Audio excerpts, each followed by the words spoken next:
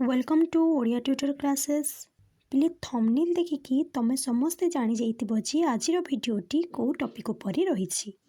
देख पिले तुम एग्जाम को रहिला मात्र आउ 30 दिन सेथिपाई तुम बोर्ड परीक्षा को टार्गेट करिकी फाइनल सिलेक्शन क्वेश्चन मु नेकी आसीची पूरा पूरी भाबरे हैंड रिटन क्वेश्चन पिले सब्जेक्ट वाइज सबू आमे कवर करदेबा जहाँ भी वीडियो रे रोची से ही सब क्वेश्चन तुम प्रैक्टिस कर देखिबो से भितर तुम परीक्षा रे निहाती 80 रु 90% क्वेश्चन आसीथिबो।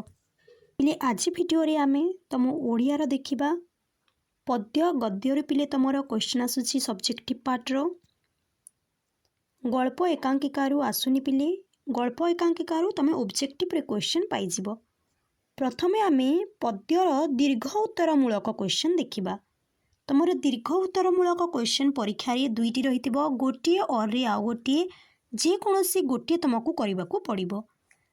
आजिर वीडियो रे पिले मु जहाँ भी क्वेश्चन देइछि तुम देखिबो 90% चांस अच्छी दुईटी क्वेश्चन आमर सिलेक्टिव रु आसीथिबो।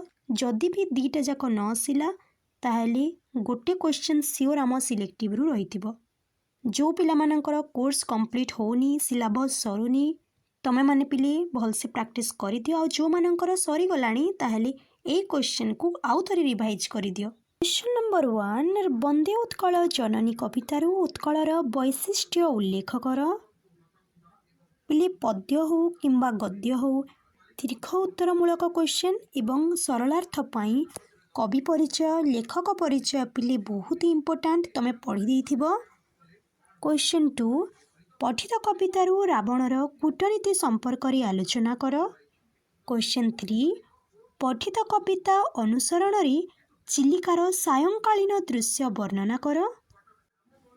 क्वेश्चन 4 आश्रम रे सती सीता को उषा किपरि स्वागत जणाइछंती आलोचना कर। देख पिले हैंड रिटन क्वेश्चन तुमको फ्री रे मिलुछि पढ़ी दियो तुम सांग मानक सह मध्य शेयर करि दियो। क्वेश्चन 5 माटी सर्वसंहा इहार यथार्थता प्रतिपादन कर। क्वेश्चन 6 पठित कविता अनुसरण रे वाल्मीकि आश्रमर प्रभातकालीन प्राकृतिक सौंदर्य वर्णना कर। क्वेश्चन 7 भीमसेन 2 बार सिंहनाद रड़ी करिबा बेले कौन कौन घटिथिला। क्वेश्चन 8 नवजुगर तरुण मानंकु जुगर आह्वान संपर्क रे कवि कौन कहिछंती विचार कर। तमर पद्य जहाँ भी रही से भितरु टॉप 8 क्वेश्चन ही मु नेकी आसीछि। तुमर दीर्घ उत्तरमूलक क्वेश्चन जेमिति दुईटी रहिथिबो गोटे और रे आउ गोटे ठीक सेमिति सरलार्थ मध्य पद्यरु दुईटी आसीबो तुमको जे कोनोसी गोटे करबा को पड़िबो। आउ थरे कहि दउछि पिले सरलार्थ पई कवि परिचय निहाती जरूरी। क्वेश्चन 1 सुंदर शाली सुशोभित क्षेत्रा ज्ञान विज्ञान प्रदर्शित निद्रा।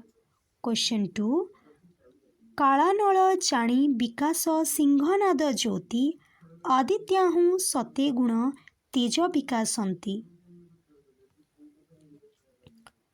क्वेश्चन 3 नलिनी पत्र रे चिन्ही पड़ंतेण पाणी पृथ्वी दल दलित कंपई मेदिनी।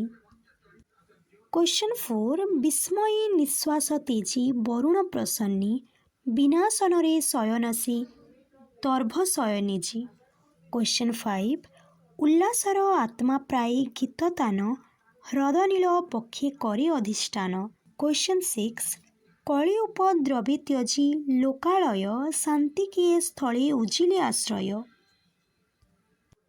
क्वेश्चन 7 शुभ्र सौरभ रसिकी शुभ संपादिनी हुआ रघुवंशिकी। क्वेश्चन 8 तोरा मुकति मोर मुकतिमा तोर हसी मोर हस तोहरी अंतर आदि से चले मु घोषी तोर महाजस। एतिकी इंपोर्टेंट क्वेश्चन रहिला तमर सरलार्थरु। नेक्स्ट वीडियो रे पिले आमे तम गद्यर दीर्घ उत्तरमूलक ता सह सरलार्थ देखिदेबा। आजिर वीडियोटी को पिले लाइक कर दियो एवं तुम सबु सांग मानक सह शेयर कर दियो जेमिति कि सबु पिलांक पाखको हमर फ्री रो ସିଲେକ୍ସନ୍ କ୍ୱେଶ୍ଚନ୍ ମିଳିଯିବ।